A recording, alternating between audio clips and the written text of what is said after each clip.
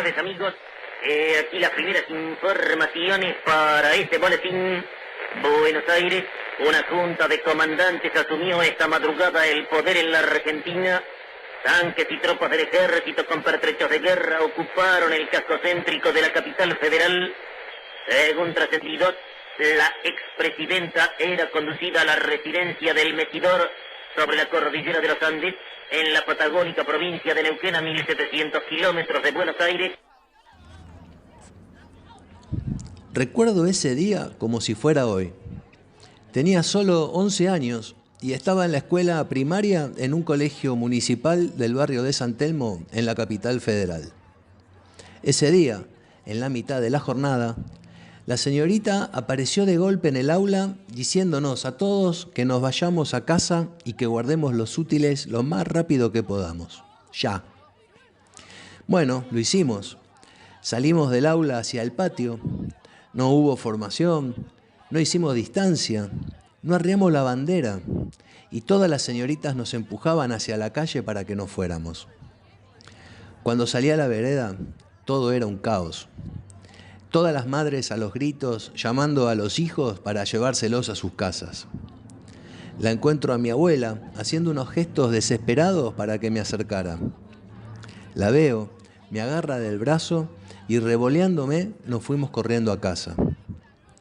Yo, que no entendía nada, le digo: «Abú, ¿qué está pasando?».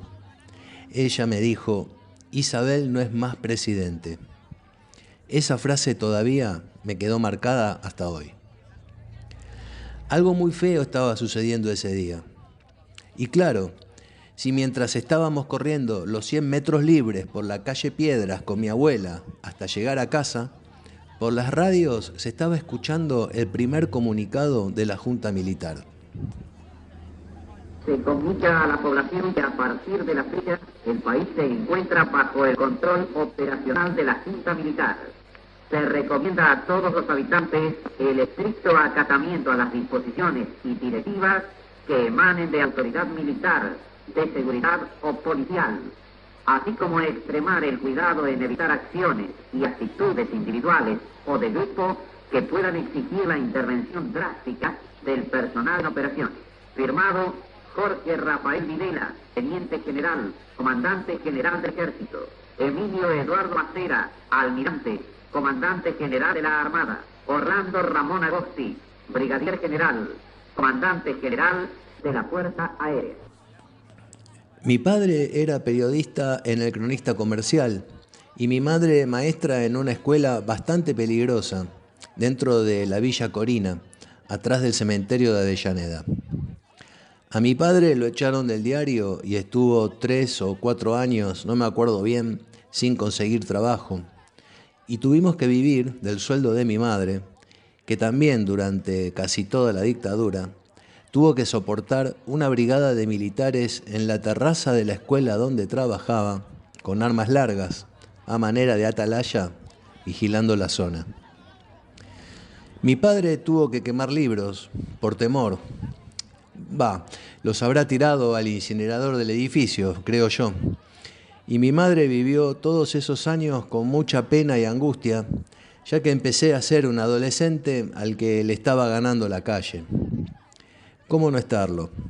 Cuando ni las formas eran las correctas. Si no, escuchemos el primer discurso de la Junta Militar, apenas concretado el golpe de Estado. Transmiten LRA Radio Nacional, el Servicio Internacional RAE, Radiodifusión Argentina al Exterior, y LS82 TV, Canal 7, juntamente con todas las emisoras que integran la cadena nacional de radiodifusión de la República Argentina. Se podrá escuchar a continuación la palabra del excelentísimo señor Presidente de la Nación. Habla el Teniente General don Jorge Rafael Videla. Al pueblo de la Nación Argentina. El país transita por una de las etapas más difíciles de su historia. Colocado al borde de la disgregación, la intervención de las Fuerzas Armadas ha constituido la única alternativa posible frente al deterioro provocado por el desgobierno, la corrupción y la complacencia. Fue la época más oscura de la historia argentina, aún reconociendo que mi familia no tuvo ese karma de soportar detenciones arbitrarias ni desaparecidos. Encima fueron 7 años, una de las dictaduras más largas de la Argentina. Pese a ser contemporáneo y vivir esa época, aunque fuera en mi niñez y adolescencia, ya es historia. Y hoy, con Adolfo Storni, nuestro amigo de Radio Antorchas, charlaremos sobre esta época tan sombría. Las cosas no suceden porque sí. Esto no fue la caída de un meteorito. Y como siempre, con Adolfo, hablaremos de las causas y consecuencias de este golpe, uno de los más duros de la historia argentina.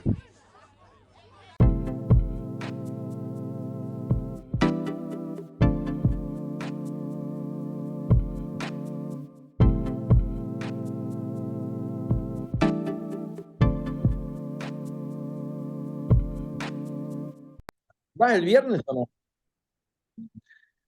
Bueno, ¿para qué te voy a saludar, Adolfo, si nos estamos viendo más que seguido ya? Ya es un hola, ¿cómo andás? Nada, en vez de hacer toda una presentación, ¿no? De cualquier Y casi, manera, hay gente que va a entrar por primera vez a estos programas y bueno, bienvenido Adolfo Storni de Radio Antorchas, amigo de la casa y gran historiador. ¿Cómo estás, Adolfo? ¿Bien? bueno, muchas gracias por la invitación. Sí, la verdad que tuvimos un gran año, pudimos recorrer todas las revoluciones y golpes de Estado del siglo XX.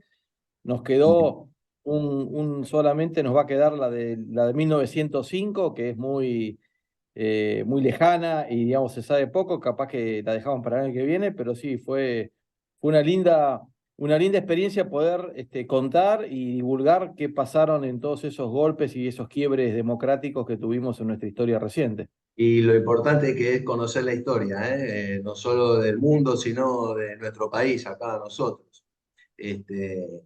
Justo estamos hablando de todas las revoluciones que hubieron en Argentina y quedó para el final, obviamente, la última, y que para mí es la más importante, creo yo, de todas las revoluciones en lo que es, bueno, repercusión, valor histórico, todo, creo yo, ¿no?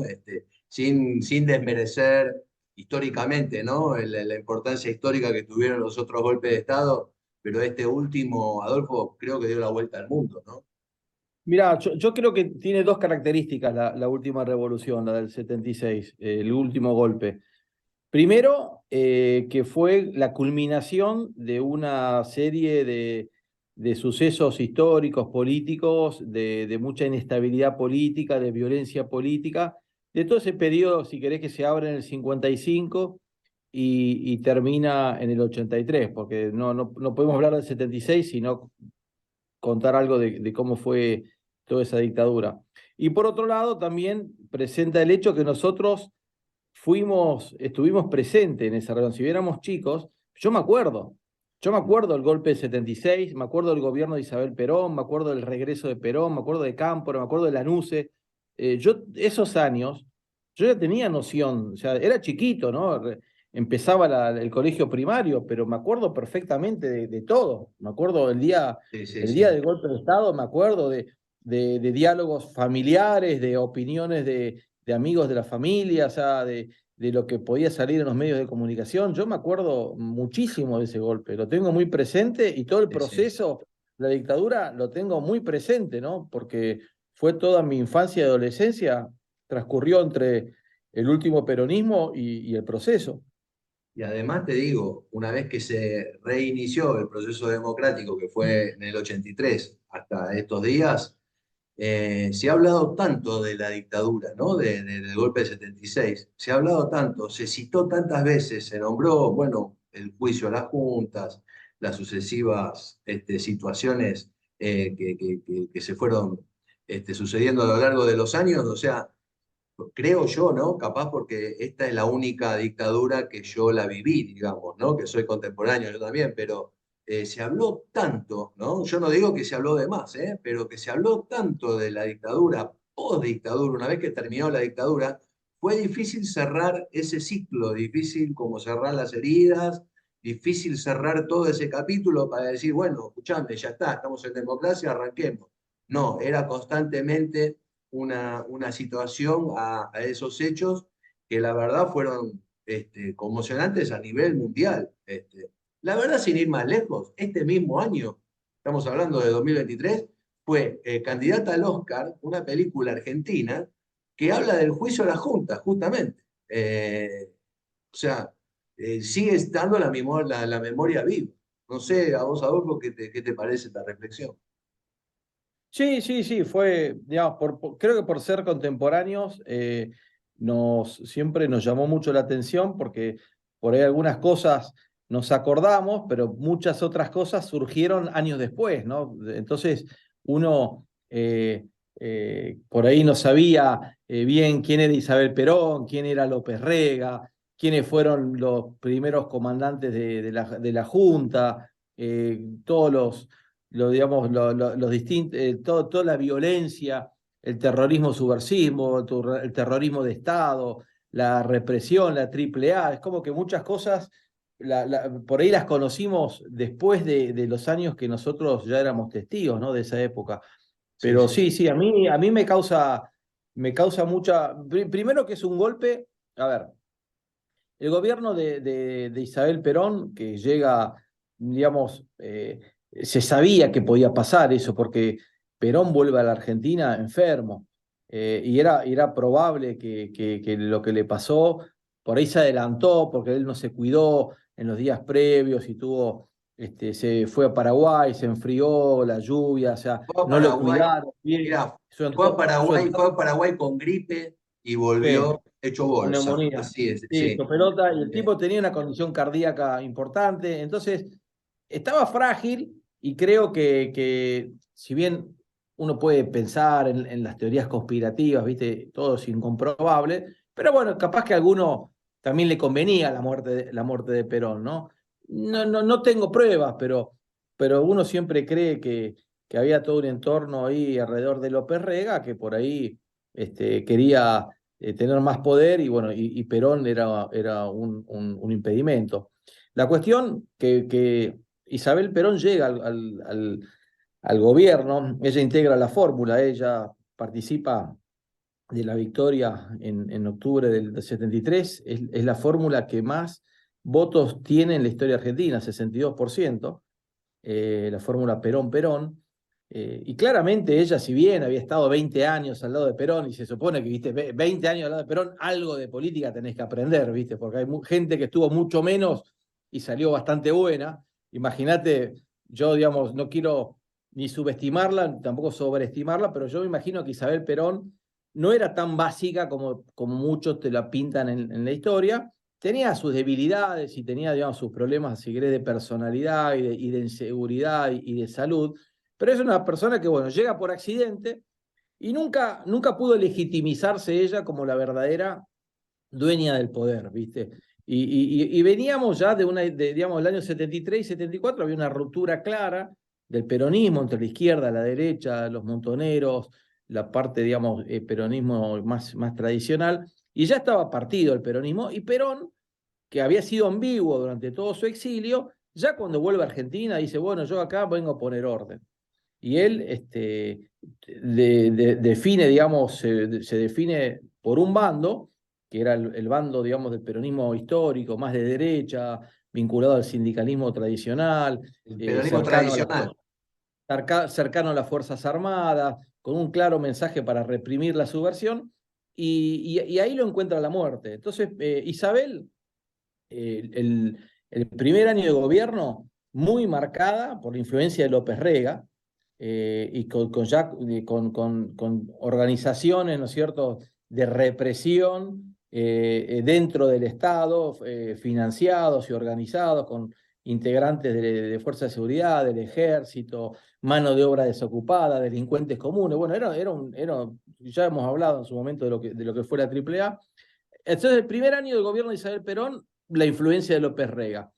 Y López Rega le pone fin al experimento, si querés, más estatista y e intervencionista de Helvar, que era ese congelamiento, la inflación cero, que deja todo muy parecido a lo que estamos viviendo ahora, diciembre del 2023, donde había una distorsión de precios relativos enormes, ¿no? Todo esos prácticamente 2 años que dura Helvar, empieza con Cámpora, sigue con Lastiri, sigue con Perón, sigue al principio con Isabel, después se va, y después viene una serie, viene Rodrigo, que intenta sincerar los precios relativos con un gran ajuste de tarifa. No fue un ajuste fiscal, pero sí fue un ajuste de precios relativos, porque los combustibles y muchos costos en Argentina y una gran devaluación de la moneda generaron un efecto primero empobrecedor y por otro lado de transferencia de ingresos, ¿no es cierto?, de los que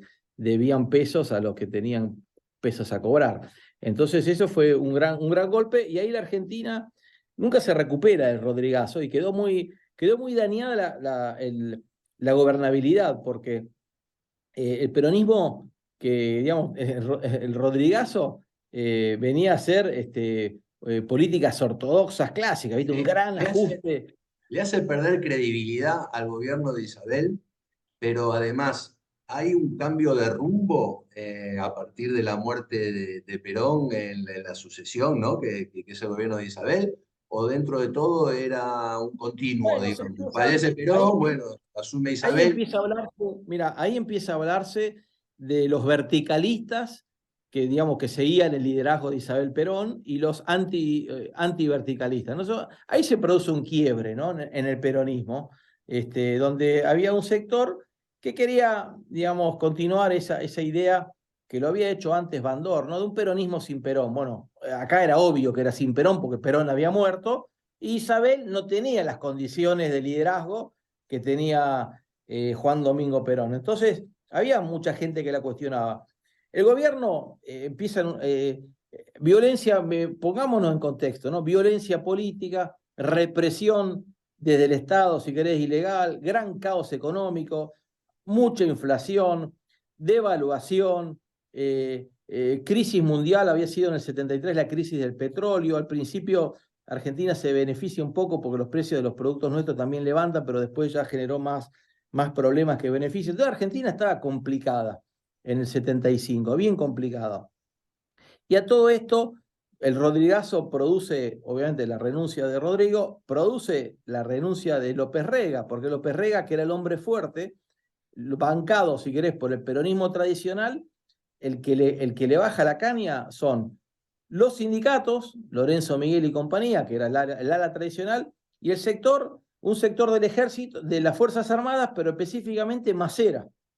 Y esos fueron los que provocan el alejamiento. Y ahí el gobierno queda muy debilitado. E Isabel Perón queda muy sensible, y si querés hasta con una gran depresión, porque estaba perdida, porque López Rega le daba mucha contención emocional, espiritual, ¿viste? Hacían todo, eran espiritistas, ¿viste? Tenían todo ese tipo de creencias. Entonces ella queda muy mal, y ella pide licencia, tuvo casi medio año de licencia, ¿no? O que no iba a trabajar, o de licencia formal, y ahí, como no había vicepresidente... ¿Y quién estaba en el sillón, digamos? Bueno, entonces, en gran parte, o en una parte de las licencias, ella llegó a pesar 42 kilos, estaba muy mal, tenía problemas gastrointestinales, tenía una gran depresión, estaba muy medicada, dicen que estaba muy empastillada. Y la cuestión es que Isabel delega el mando, una vez, lo delega oficialmente varias veces, en Ítalo Argentino Luder. Y Luder era un tipo muy respetado, era senador por la provincia de Santa Fe, era un tipo muy respetado, y se genera todo un movimiento para tratar de reemplazarla a ella, o que renuncie, o que se tome una licencia larga. Que siga la licencia. La idea era que se llegue, porque ya se había adelantado, ella había, como parte de la crisis, había aceptado acortar el mandato y había íbamos a tener elecciones en octubre del 76. Vos fijate, ¿no? El golpe en marzo y las elecciones iban a ser en octubre. O sea, no faltaba nada. Pero también hay otro condimento. que a toda esta crisis política, económica, de violencia, etcétera, estaba la pobreza de la clase política. Porque, por un lado, Luder no se anima a dar esa especie de golpe de palacio y sacarla del medio de Isabel y asumir como presidente. No quiere quedar como un traidor a la viuda del general. Y por otro lado, la oposición, que tenía su figura, ¿no? Porque había gente interesante, había mucha vida política en esos años, había muchos partidos, no era, viste, 2, 3 partidos, había muchos partidos y gente interesante, estaba Balbín, estaba Frondizi, estaban los demócratas cristianos, estaban los conservadores, estaban la gente de Manrique, el movimiento, digamos, todos los partidos de centro. Había una clase política interesante y sin embargo se mostró totalmente impotente. Y los militares, al ver todas estas desinteligencias y cuando le dieron la posibilidad a Luder de asumir y que iba a darle una continuidad, una salida democrática a la crisis, cuando vieron la mediocridad y la impotencia de la clase política, finales del 75 dicen, esto no va más y tenemos que hacer un golpe. Y ese golpe fue uno de los más anunciados y esperados, porque ya los días antes los diarios, los medios de comunicación ya hablaban del golpe y Bueno, hablaban mirá, de quién iba a... Wikipedia te dice que los Estados Unidos lo sabían un año antes. Sí, había un embajador que se llamaba Hill, Hill, que están todos los cables, ¿no es cierto? Porque ya son públicos, y él lo venía anunciando y era súper esperado. Y Kissinger, que estaba, digamos, era el secretario de Estado, lo tenía, digamos, recontra presente. Y si bien se habla mucho a veces de la participación de Estados Unidos en el golpe, yo creo que, digamos, que no hubo ninguna participación, sí hubo un conocimiento previo, digamos, era anunciado. También Estados Unidos había participado en los golpes en Chile y en Uruguay y no quería quedar expuesto, no quería quemarse, pero sabía que la situación argentina o el gobierno de Isabel Perón era insostenible. La cuestión que Isabel cae, pero el mismo día que ella que sale de la Casa Rosada, había tenido sus actividades de trabajo normales, sale engañada. Y le dice, no, por cuestiones de seguridad tiene que ir en helicóptero porque es peligroso, puede haber algún atentado, entonces vaya en helicóptero. Y cuando están por Aeroparque dicen, tenemos una falla, tengo que bajar. Bajan y ahí la detienen. Y se queda toda la madrugada y ella pensaba que la iban a matar. Estaba convencida y le pregunta, ¿no? Y hay testimonios de militares de esa época donde ella estaba totalmente convencida que le iban a matar en ese momento que la detenían. Y dice, no, quédese tranquila, que su seguridad personal está garantizada por las Fuerzas Armadas. Bueno, y ahí la mandan al sur. Y bueno, y la mujer esta tuvo 5 años y pico presa, privada de su libertad. Obviamente no fue una cárcel, ¿no? Siempre estaba primero en el Mesidor, allá en el sur, después estuvo en la Quinta de San Vicente, en un campo en Azul, o sea que estuvo en distintos lugares con personas, digamos, de su confianza, digamos, no es que estaba aislada, pero bueno, estuvo detenida. Y posiblemente de todos los políticos que tuvimos nosotros en la historia reciente, fue la que más estuvo presa después de haber sido presidente, porque sabemos que Irigoyen estuvo preso, que Marcelo Tedalviar estuvo preso, que Perón estuvo preso, que Frondizi estuvo preso, pero nadie estuvo preso 5 años y pico. Y Isabel estuvo 5 años y pico, y finales del 81, que yo me acuerdo bastante bien de eso, cuando está toda esa crisis, viste, que se va a Viola, entra Galtieri, diciembre del 81, bueno, ahí como para distender, y había mucha presión internacional también, porque a Isabel Perón se la acusó de algunas malversaciones, pero nunca le pudieron probar nada. Y todos los juicios que le hicieron, todos cayeron, porque la verdad que había algunos temas de la cruzada de la solidaridad, algunos gastos que se hicieron desde presidencia, pero nunca le pudieron probar nada y salió absuelta en todo.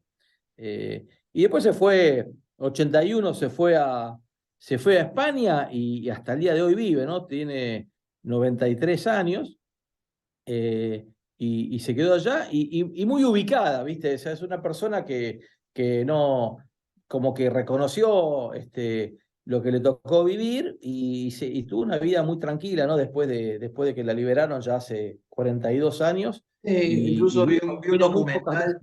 vi un documental hace poco que cuenta todo esto sobre Isabel y vive en una vivienda muy sencilla, digamos.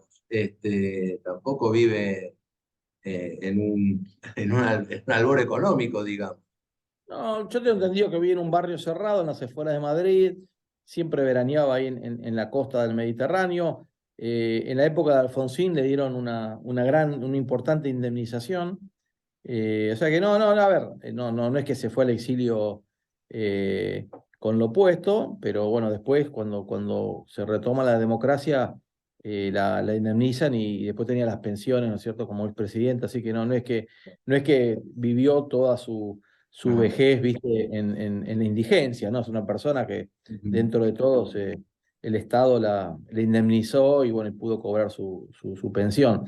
Pero ese golpe fue recontra esperado y fue casi como una demostración de la impotencia de la clase política en poder darle una salida institucional a una crisis que era importante, ¿no? No neguemos que el problema del terrorismo, el problema Ahora, Adolfo, discúlpame, el tema el que vos me económico. estabas hablando de la mediocridad de la clase política argentina, ¿se debía a qué? A no querer agarrar el fierro caliente que era Argentina por la violencia política que había y la violencia en las calles? ¿O había alguna otra cuestión? Porque No, yo creo que le tenían hubo miedo. también momentos de mezquindades, porque cuando fue la fórmula Perón-Perón, inicialmente se intentaba que fuera Perón-Balbín, ¿no? Como Sí, los dos grandes líderes políticos de Argentina, sí. unirlos para formar, bueno, una gran alianza para pacificar un poco las calles y hacer la fórmula Perón-Balbín. Y no se dio esa forma. No, Por no, eso, y como fracasó todo cuando, eso, hicieron Perón-Perón. cuando Perón se está muriendo, le dice a Isabel, recostate en Balbín, es el único que te va a ayudar. Recostate en Balbín, consultalo, tenerlo en cuenta, es el único que te va a ayudar. Y Isabel estaba como muy aislada, ¿no? Porque por más que ella venía dándole cada vez más injerencia al ejército, ¿no? Tanto ella como el gobierno provisional de Luder, todos, digamos, todos los decretos de lucha contra la subversión y, digamos, el famoso aniquilamiento, eso surge de gobierno constitucional, tanto digamos, de Luder como de Isabel, y fue teniendo cada vez más injerencia, demostrando la impotencia de la política, de las fuerzas de seguridad de combatir contra el terrorismo.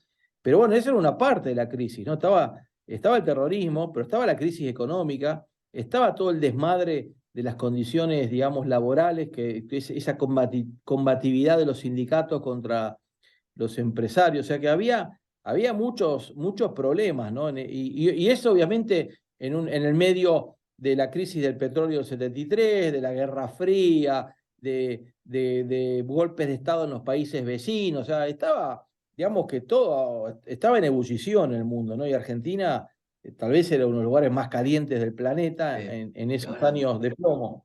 no hay documentación, no hay pruebas de la participación o del apoyo, digamos, de Estados Unidos en el golpe, porque toda la región estaba gobernada por dictaduras militares, la de Chile de Pinochet, la de Uruguay, la No, de mira, Paraguay de Somoza, Brasil. no, no, Kirchner.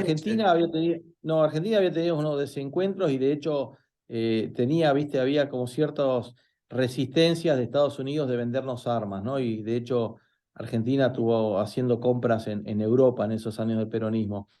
Pero también lo que sí, digamos, como más concreto surge que había muchos préstamos de bancos americanos y también del Fondo Monetario que no se lo dan a Argentina, ¿no? En esos años.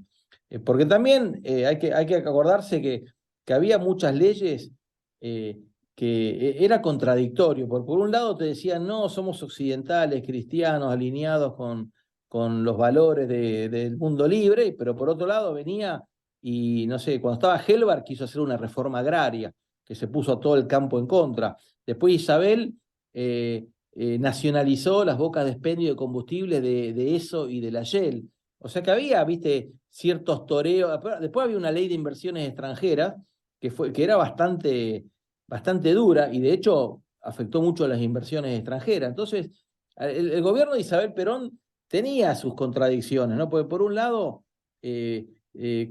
combatía, y digamos, nos consta a todos que combatía al terrorismo con métodos, digamos, si querés, santos y también non santos, pero por otro lado toreaba a cosas que caían mal en otros países, ¿no? Que Argentina tenía mucha relación o cierta dependencia. Entonces, cometió muchos errores, claramente no estaba preparada, tuvo mucha inestabilidad, tuvo 6 ministros de Economía, cambiaron los ministros de Defensa, de Interior, era un gobierno, digamos, muy inestable, casi como que era una papa caliente, nadie quería agarrar, nadie duraba demasiado, y bueno, eso fue generando una sensación de desmadre, ¿no? Como que no había gobierno, era casi una anarquía, y en el medio muertes a diario porque la subversión seguía matando, ¿no? Tenía Claro. una campaña, mataban militares, secuestraban empresarios.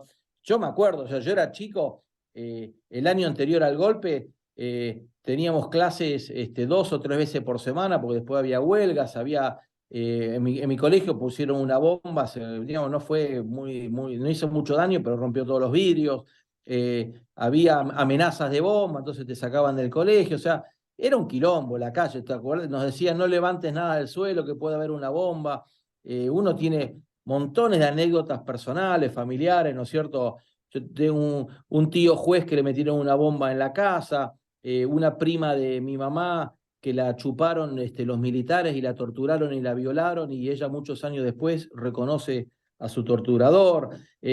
Un intento de secuestro de un camión con mercadería del negocio de mi papá que lo salvaron. Una empleada de mi papá que era muy eficiente, muy buena, pero era simpatizante montonero y desapareció. Un vecino nuestro que también era peronista y era medio quilombero, desapareció. Me acuerdo que la madre venía, mi papá era abogado y conocía a muchos tipos, viste, en el gobierno, entonces le vino a pedir que interceda, mi papá averiguó y nunca pudo saber qué le pasó a ese hombre, nunca más apareció. O sea, tenemos esos Sí, sí, años de sí. plomo, Entonces todos te, tenemos.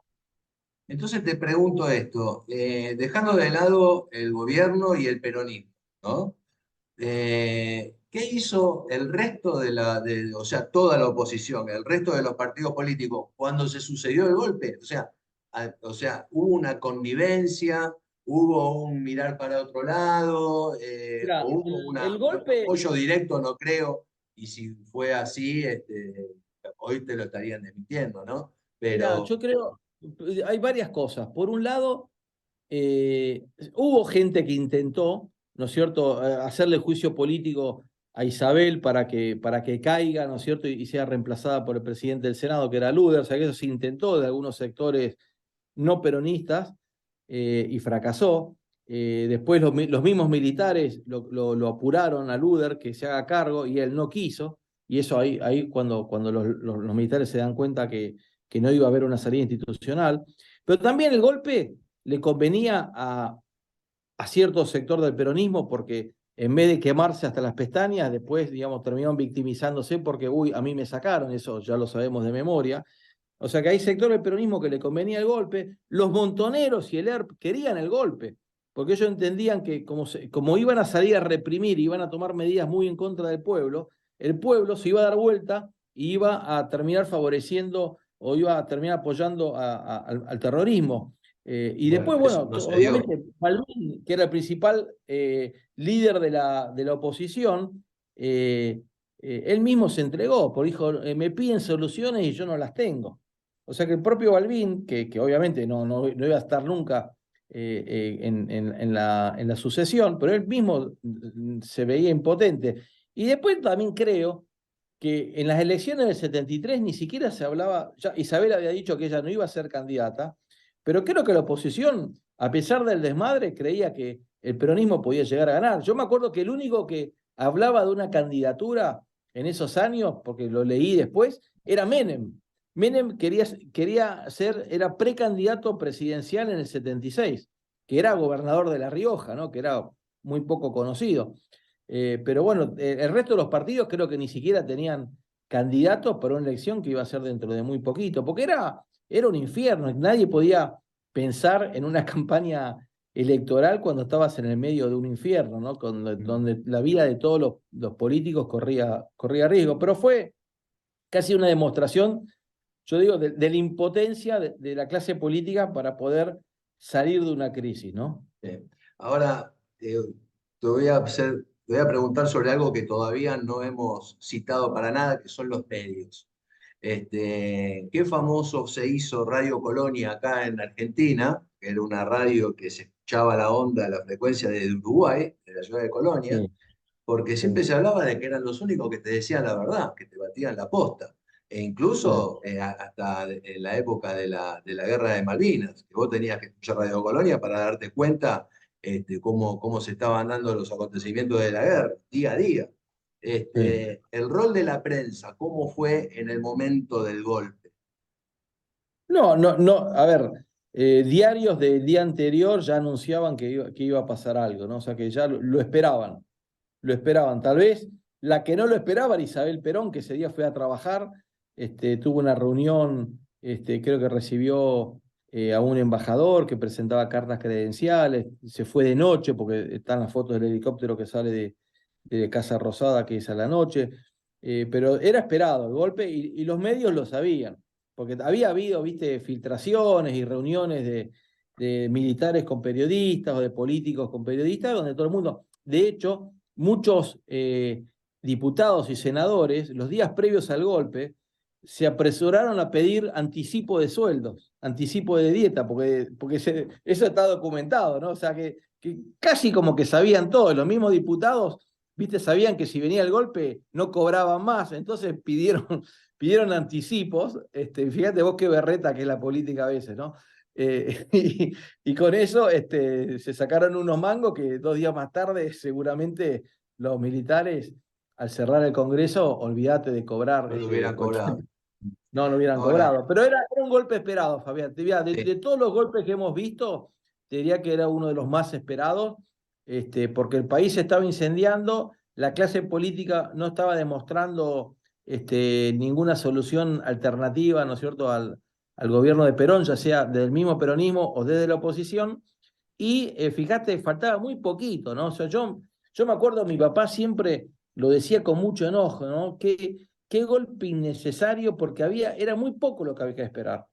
Era meses, no era que había que esperar un año entero, eran meses y ya venía un nuevo gobierno, ¿no? Y fíjate que no, la Argentina no esperó, y los militares, que ya estaban cansados, primero del desmadre del país, segundo de ciertos, si querés, abusos de los políticos y del sindicalismo, y también fogoneado, ¿no es cierto?, por muchos sectores, como siempre, empresarios que querían un cambio de modelo político más que económico, ¿no? Pero sí. sobre todo político. Entonces, Pero se fue un hablaba golpe del plan, pero se esperado. hablaba del plan Cóndor, Adolfo, y eso era algo que ya estaba planificado, organizado, estudiado, se juntaban. Y las Fuerzas Armadas tenían relaciones con los otros países muy estrechas, ¿no? Y obviamente cuando se empieza a generar todos los problemas de terrorismo de izquierda, empezaron a colaborar. Y desde primero con inteligencia y después ya operando. O sea, no sé, en Argentina desaparecieron políticos uruguayos, o en Argentina desaparecieron políticos exiliados chilenos. Brasil no era un lugar seguro para exiliarse, por eso, ¿viste?, todos fueron o a México, o a Venezuela, o a Francia, o a Suecia. No había muchos lugares Mm. para exiliarse, porque acá los países vecinos, lo más probable es que también te chuparan, ¿no? Porque había como, como Es que toda la región toda la estaba región, gobernada había por un dictaduras combate. militares. Sí, había un combate común, ¿viste? Y bueno, sí, había dictadura en todos esos países. La verdad que sí, eran todos más o menos surgidos en la misma época. Y Y todos esto, formados, perdón, ¿no? Todos formados, esa doctrina, ¿no es cierto?, de lucha influenciada por los franceses, que venían con todo ese tema de la represión, si querés, que habían llevado a cabo en Argelia, y después toda la formación que se habían ido a estudiar tanto a Estados Unidos como a Panamá, donde habían pasado miles de oficiales argentinos, pero también del resto de los países de Latinoamérica, formándose en contrainsurgencia, bueno, cómo manejarse en un entorno conviviendo o combatiendo a un ejército irregular dentro de tu propio país. mm, Bueno, ahora vamos al gobierno militar, ¿no? Después del golpe del 24 de marzo, bueno, el gobierno militar. Se habla de un golpe cívico-militar, ¿sí? ¿Qué participación política hubo de apoyo, digamos? Y aparte, bueno, supongo que habrá habido intendencias, no sé si gobernaciones.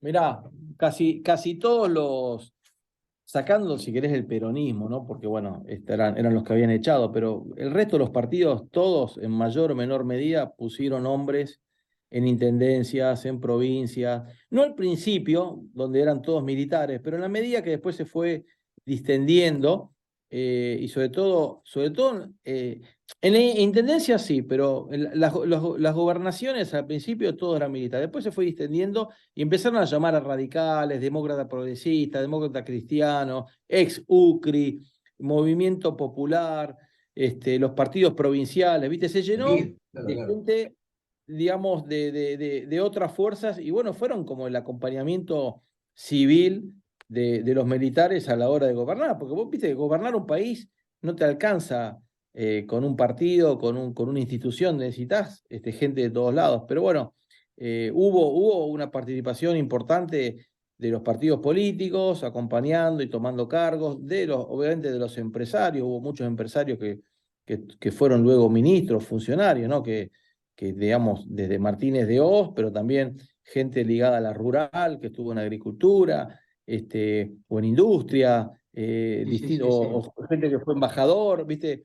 Eh, Uno cree que había de todo, ¿no? En el gobierno del proceso había gente honorable y había delincuentes, ¿no? O sea, son esas cosas que uno son muy difíciles de entender, porque convivía la formalidad, ¿no es cierto?, del ejército como institución, poniendo orden y gobernando, y por otro lado, liberaban una zona y delincuentes comunes salían a chupar gente y a veces hasta cometer robos o apropiación, viste, del patrimonio de alguien porque le tenían bronca y no tenían nada que ver. O sea que es muy difícil entender esos años porque se privatizó la violencia, ¿viste? Se privatizó la represión y fue un descontrol. ¿Viste? Muchas veces dice, no, es mi opinión personal, ¿no? Es un plan emanado del Estado de exterminio. Yo creo que, yo tengo mis dudas si fue un plan, yo creo que fue una zona liberada, ¿no? Entonces, mirá, dividimos el país en tantas zonas, esta le toca a la Marina, esta al Ejército, esta a la Fuerza Aérea, esta a De la hecho, Policía Federal. alternaron el poder, ¿no? Videla, Viola, Galtieri,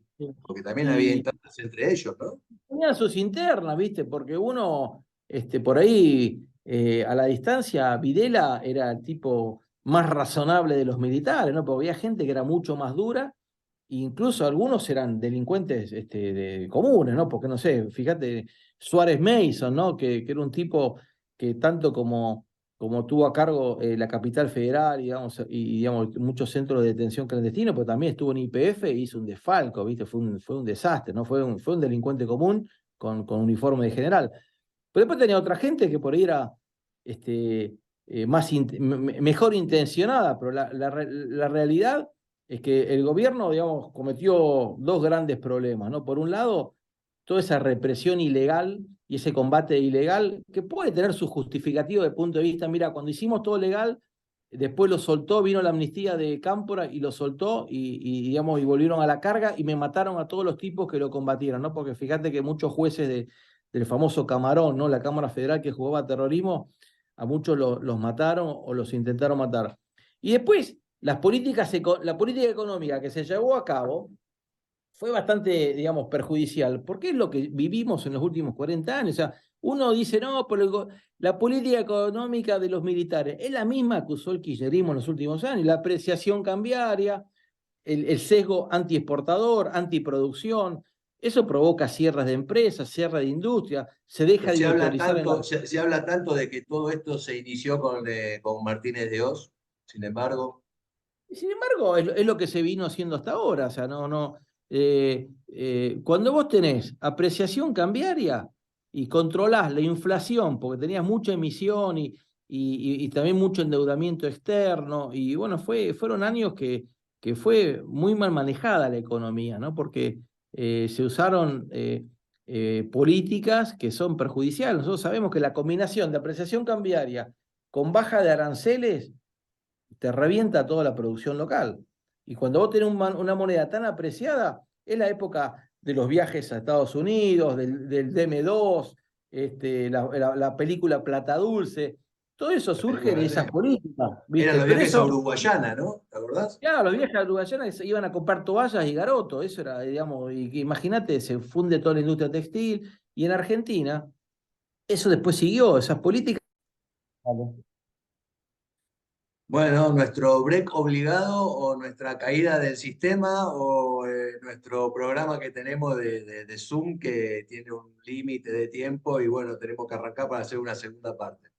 Así que bueno, perdón, pero volvemos. Yo te quiero contar una historia, una anécdota que me pasó a mí, ya que dijimos que éramos contemporáneos y que incluso al principio del programa conté que todavía me acuerdo cómo fue para mí el 24 de marzo del 76. Te quiero contar algo del Mundial de Fútbol, que fue en el 78, ¿sí? El Mundial de Argentina, en la época más heavy de la dictadura, ¿no? Cuando estaban actuando a full, ¿sí? Cuando se jugaba el Mundial, acá estaban en Buenos Aires, se estaba construyendo la autopista, ¿sí? La que cruza la avenida San Juan, bueno, las autopistas de Buenos Aires, la que ahora es la 25 de mayo y la autopista 6. En el medio del Mundial estaban todos los edificios demolidos, ¿viste? Estaban trabajando a full haciendo la autopista. Y yo que estaba en primer año de secundaria, que era un tetón, ¿sí? Tenía 13 años, yo escuché decir que los franceses estaban viniendo acá, sacaban fotos de las casas demolidas porque estaban construyendo la autopista y que las enviaban a Francia diciendo que había campos de exterminio, campos de concentración y todo eso. Yo decía, qué guachos los franceses, ¿no? Decía yo, tenía 13 años. Ahora, después de todos estos años, más allá de que si fue exactamente cierto o no, ¿cómo se pudo vivir, ¿no? En esos años, con tanto silencio, connivencia, llamémoslo como quiera. Y aparte otra pregunta, lo que vos dijiste zona liberada, ¿es sinónimo de terrorismo de Estado? Bueno, a ver, cuando uno ve cómo fueron muchos de los enfrentamientos y las desapariciones, bueno, sí, prácticamente se hacía casi desde la ilegalidad, ¿no? Porque eran autos sin patente, sin identificación de las Fuerzas Armadas, sin uniforme, era todo medio irregular, ¿no? O sea, no se hacía, digamos, bajo el paraguas de la legalidad que te puede dar el Estado con sus vehículos oficiales, sus uniformes, sus grados, su cadena de mando, ¿no? Era, viste, nadie sabía, ¿no? Si fulano, mengano estaba detenido, y la verdad que para que eso llegue al jefe arriba, yo creo que muchos ni sabían quiénes estaban detenidos en ese momento, ¿no? Por eso la teoría mía, que estaba totalmente descentralizada, la represión, anarquizada, zona liberada, y viste, hay gente que estaba marcada, le iban y la chupaban, pero otros tenían un problema con un vecino, por una mina, por un negocio, y adentro, ¿no? O sea, hay muchos casos de esos, ¿no? Vos llamás zona liberada entonces a darle vía libre al comisario, digamos, al comisario de la comisaría Al del barrio, comisario, digamos. acordate que el país se había dividido en regiones militares, en áreas, o sea, todo tenía un responsable militar, o en su defecto, alguien de la fuerza de seguridad. Y bueno, y ahí había un patrón.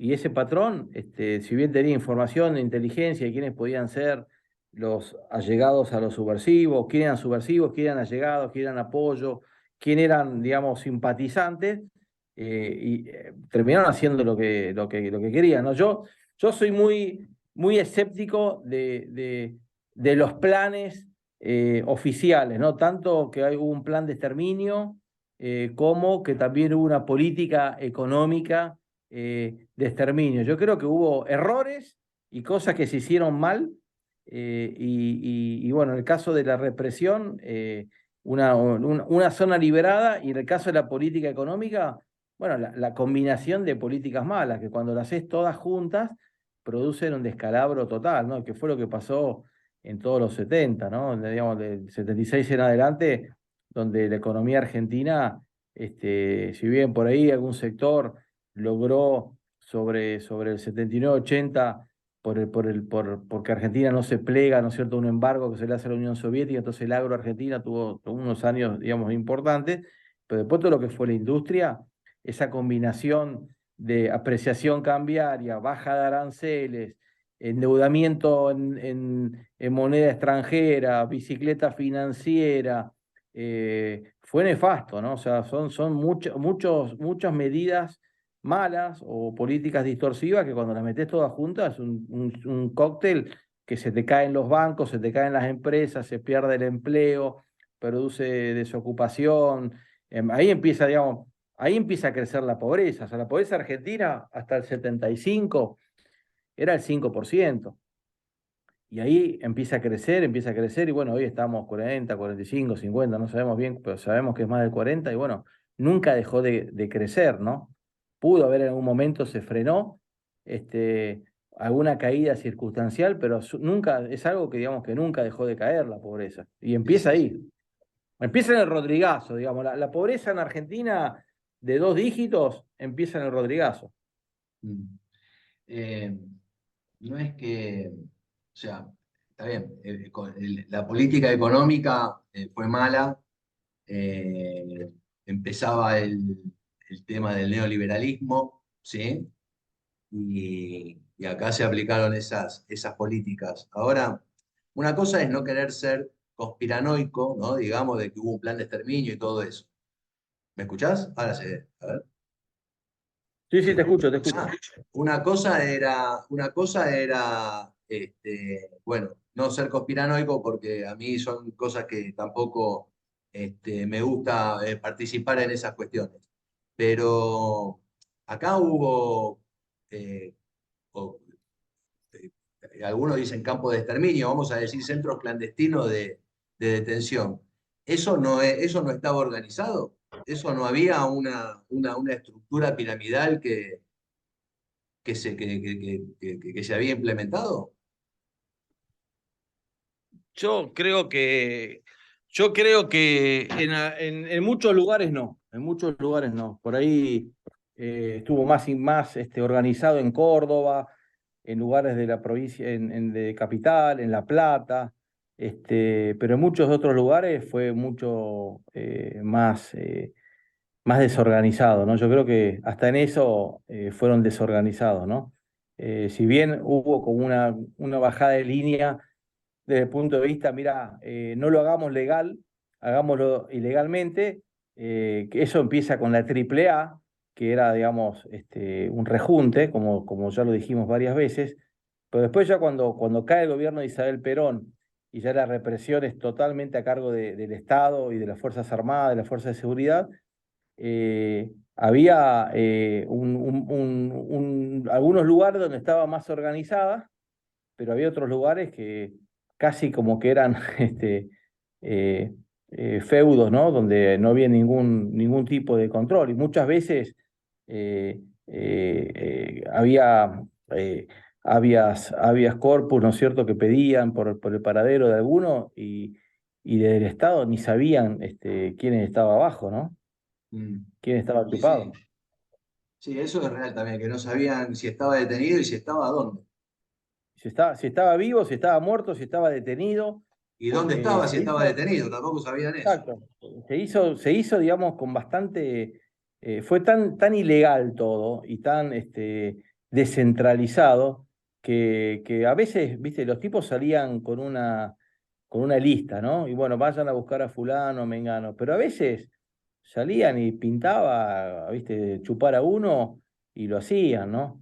Sí, sí. No, fue bastante. O sea, yo creo que fue muy caótico todo eso, ¿no? Y mucha gente, obviamente, muchos militares también no estaban, por eso después tuvieron que generarse las leyes de obediencia debida, punto final, porque muchos se vieron casi como obligados, viste, a reprimir.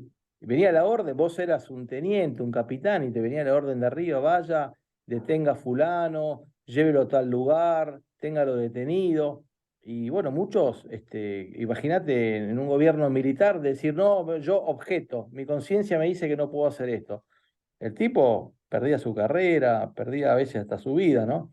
Y la verdad que fue un momento muy triste, muy difícil de entender, y te digo, y lleno y con muchos abusos, porque mucha gente estaba involucrada, ¿no es cierto? Y bueno, los detuvieron ilegalmente, pero tenía algo que ver, pero mucha gente no tenía nada que ver, porque a veces, digamos que ser peronista o ser de izquierda no te hace ser un terrorista, ¿no? Entonces mucha gente por ahí, no sé, chuparon empresarios, chuparon a maestros, chuparon a periodistas, o sea, digamos, hay un ranking, ¿no es cierto?, de desaparecidos. Los que más desaparecieron fue la juventud, digamos, de 16 a 25 años, digamos, yo vi el otro día, leí una estadística, ¿no es cierto?, por edad y por ocupación. Y los que más desaparecieron fue la juventud, ¿no es cierto? Cuando viste a veces se habla de la generación diezmada, bueno, en parte tienen cierta razón, porque los que más la sufrieron fue la juventud, que la juventud fue la más ingenua, si querés, la más confiada, algunos casi boludos útiles, pero muchos, viste, los grandes jefes están todos vivos, ¿no? O sea, vos fíjate que la cúpula de Montoneros goza de buena salud. No cayeron muy pocos, ¿viste? Cayó una Valmedina, cayó, no sé, tipos que hoy ni nos acordamos, pero ¿cuántos hoy ex jerarcas, Firmenich, Perdía, Vaca Narvaja, toda esa gente están todos vivos, ¿viste? O Sí, sí, sea, sí. y también, bueno, la ligaron sindicalistas, la ligaron, viste, docentes, muchos periodistas, la verdad que desaparecieron muchos periodistas que no necesariamente estaban vinculados con la subversión o estaban vinculados con las ideas. Y después están todos esos crímenes Bueno, que nunca yo sabés te, si lo mató la izquierda o la derecha, ¿viste? Tenemos un montón de muertos que no sabés, digamos, ¿quién mató al padre Mujica? ¿Viste? Hay versiones que dicen que lo mató la AAA, pero otros dicen que lo mandó matar Montoneros. Hay un montón de gente que no sabés quién lo mató, porque la violencia en todos esos años era de los dos lados, ¿no? Era muy difícil ser neutral y estar por arriba de la violencia, ¿no? O sea, la gente terminaba tomando partido. Mm. Y una última pregunta, sobre todo tocando estos hechos de violencia. ¿Qué relación había dentro de la AAA entre López Rega, los militares y todo? Otra anécdota que tengo yo de los 80 que escuché, era chico, ¿no? Era que estaban buscando a López Rega, porque siempre López Rega estaba como prófugo, lo estaban buscando, y una vez salió una versión periodística de que como se había hecho en Brasil una cirugía de cara, de rostro, listo, cagamos, no lo podemos encontrar, andás a ver quién es, capaz está sentado en el colectivo al lado tuyo. Era López Rega que se cambió la cara por otra, cuando encima en esa época ni siquiera existían las cirugías de cara. Entonces muchos decían, no, es la excusa para decir, bueno, suspendemos la búsqueda de López Rega, no lo buscamos más. Y era como el prófugo eterno. ¿Eso era así? ¿Me quedó algo confuso en la cabeza o no? No, a ver, yo creo que la AAA al principio no tenía participación de las Fuerzas Armadas, era seguridad. Era gente que venía de la Policía Federal, gente que venía, muchos exonerados, gente que había tenido problemas de conducta o problemas, viste, de delincuencia. Al principio era gente de la pesada de los sindicalistas, todos tenían su guardaespaldas, viste, la famosa pesada sindical, pero, pero obviamente que los militares no eran ajenos de lo que pasaba y bueno, y aprendieron muchos de de esa forma de combatir a la izquierda, lo aprendieron de la AAA, ¿no? Porque la AAA se va López Rega cuando se va a mitad del 75 y digamos, se desintegra sola, ¿no? Y pasa a ser el propio Estado después el que ejerce ese rol represivo. Pero al principio la AAA no tenía vinculación con los militares, pero después al desaparecer, las funciones de la AAA pasan a ser llevadas por militares, obviamente, y por toda la herencia de la AAA, que toda esa gente siguió laburando para el Estado. Sí, sí, para La los que mano, no la conocen, famosa. o los chicos que están viendo este programa, la AAA era la Alianza Anticomunista Argentina. Esas eran Sí. las siglas de la AAA.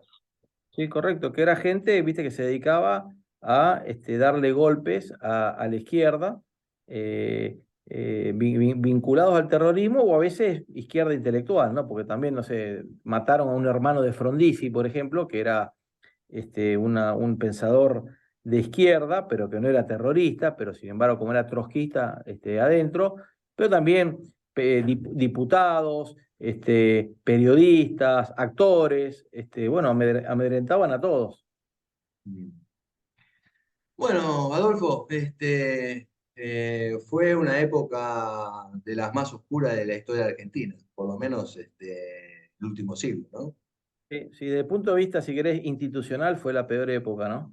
Sí, sí. Porque fue toda una violación sistemática de derechos y obviamente desde el Estado empezó a trabajar en la ilegalidad, ¿no? Entonces, cuando se supone que los que tienen que llevar a cabo las Ah, formas legales son los que después actúan como delincuentes, bueno, se tergiversa el rol del Estado y se tergiversa todo lo que puede ser el trabajo de lo que tienen que hacer las Fuerzas Armadas, las Fuerzas de Seguridad, por ahí, bueno, Adolfo. eso, Claro, claro, sí, es por ahí.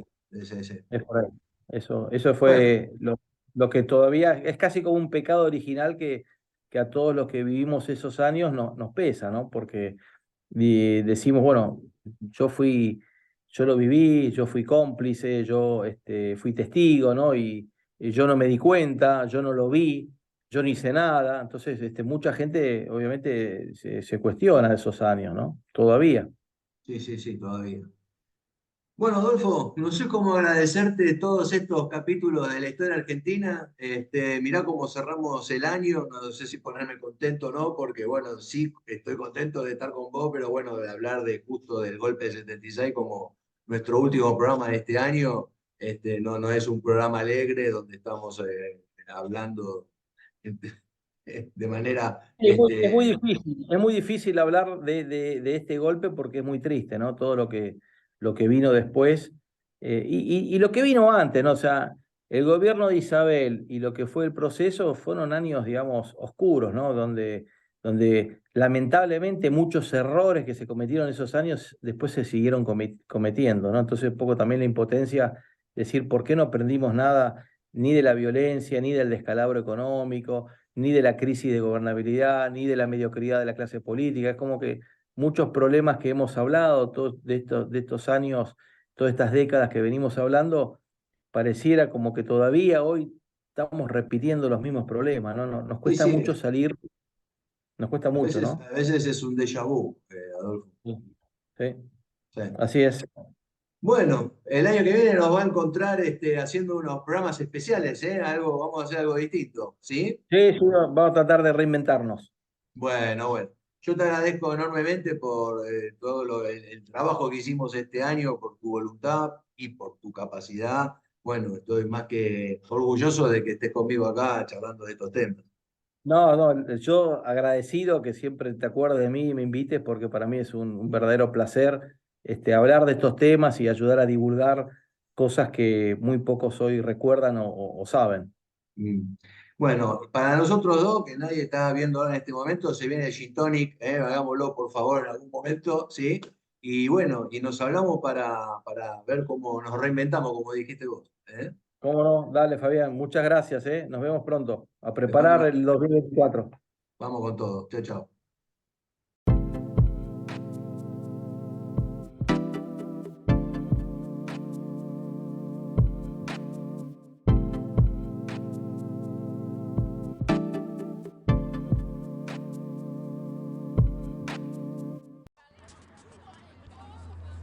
Espero que esta colección de episodios narrando todos los golpes de Estado que hubieron en nuestro país durante el siglo pasado haya servido para conocer más y mejor la historia argentina.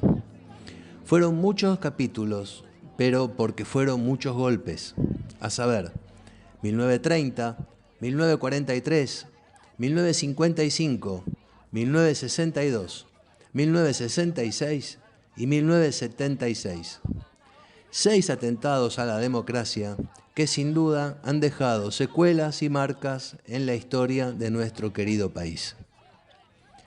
Gracias a Adolfo Storni por participar de manera tan profesional tratando de contar la historia argentina, que es bastante peculiar de por sí.